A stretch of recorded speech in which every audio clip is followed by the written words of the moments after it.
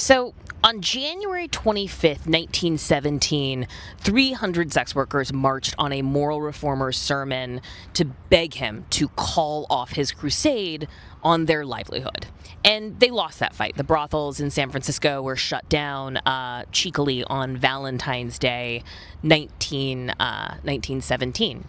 Over 100 years ago. But at Old Prose, we celebrate that moment of resistance, that coming together of sex workers to make their voices heard at 10 o'clock in the morning on a Sunday. And even though many of the newspapers at the time made fun of them, made fun of the way that they looked, the way that they sounded, they printed their words, which even 100 years later make a lot of sense. And we are a part of that legacy.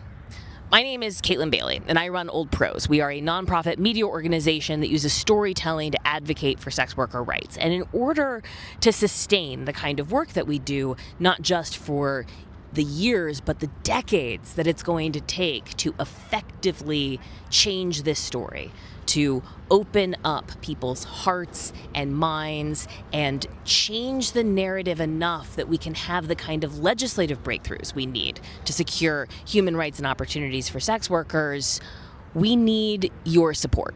Because sustainable organizations are built on a lot of people giving a little bit. Now, I know that there are a ton of y'all that watch our videos and read our newsletters and quote the podcast and the show, and I love that. And I also know that people are really financially struggling, and I don't want you to make a commitment that isn't sustainable.